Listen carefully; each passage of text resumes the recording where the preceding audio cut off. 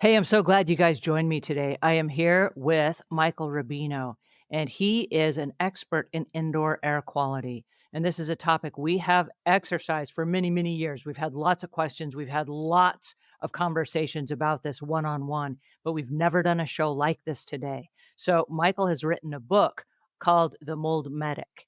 And one of the interesting things about it, it's coming out. They're doing a revision of the book right now. It's going to be out in a couple of months. One of the most interesting things is many of us have indoor air quality that we are suffering from. It's causing health problems in our lives, and we don't necessarily know that it's caused from air.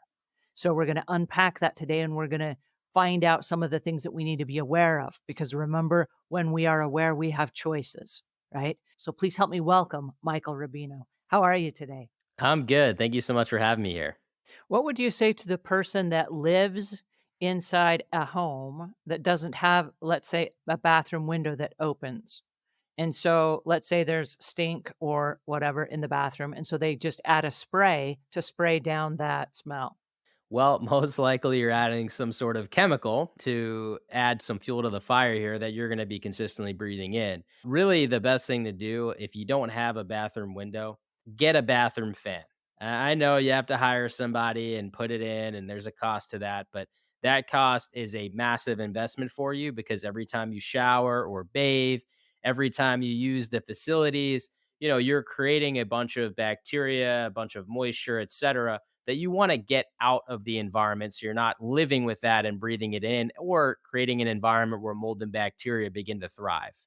So would you say that if the bathroom already has a fan, that every time you go in there to take a shower or use the facilities, that you turn that fan on and let the air start circulating?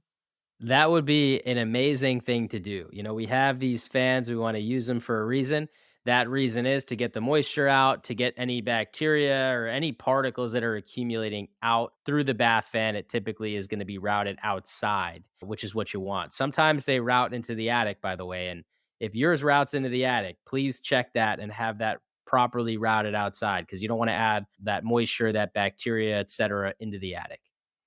Okay, so tell us about the ventilation fan that's inside the bathroom. How does that work? It routes somewhere, and then what happens? Does that circulate through your house when you flip on the air conditioning or the heater system, or does that just like escape into a funnel somewhere? Is it trapped through your air filters? Like, tell us as if we have no idea what happens when we turn that fan on.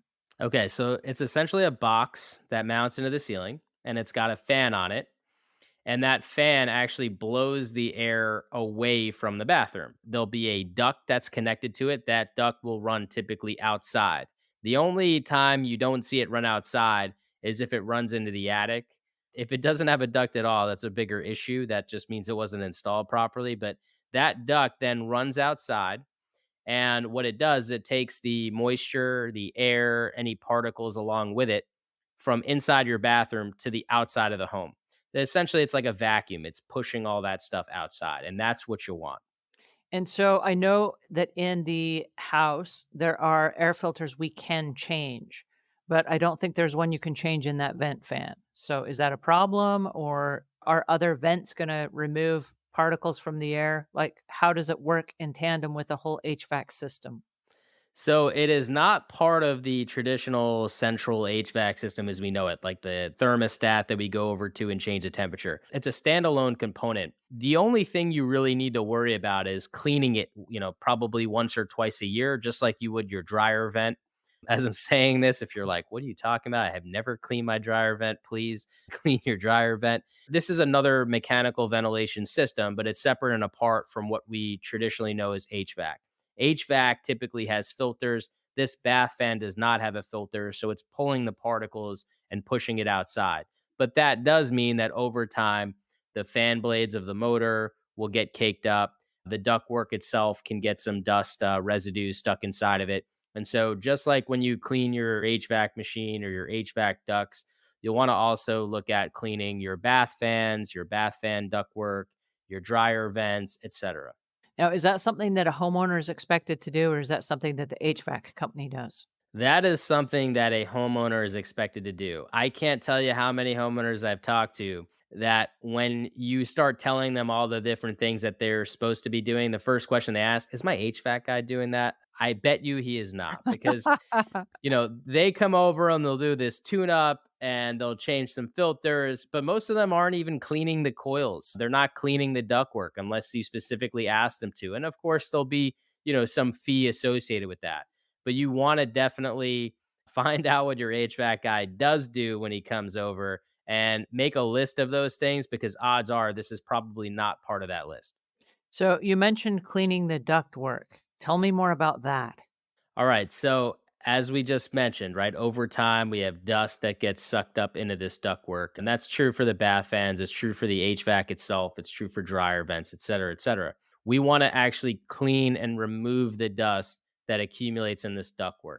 Reason being is because if it doesn't, anytime that fan shuts off, it can blow back into the house. Anytime Mm. the HVAC shuts off, it can blow back into the house. So you want to really be mindful of that. And we're trying to have a dust free environment. And the reason being is because within our dust, we're going to have mold, we're going to have bacteria, we're going to have all these different toxins and particles that we don't want to be breathing in consistently. That's why we want to try to really make dust and everything else kind of public enemy number one here and get rid of it. Thank you, Michael, for your time today. Please tell our listeners where they can go to find you. Thank you so much for having me here today. If you are looking to understand a little bit more about air quality and the different services and products to get you the best air quality you can get, please go to homecleanse.com.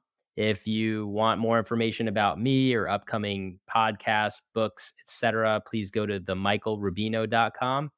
And if you're inspired by anything I talked to you about today, I do have a 501c3 nonprofit called changetheairfoundation.org, which you can check out as well, about what we're trying to do to change the systemic issues in our society that allow us to get sick in our own homes. And we will leave links to all of that in the notes below. Thank you so much today, Michael, for joining us. Thanks, everybody that tuned in today and for all of your questions. And we'll see you guys again, same time, same place next week. Take care.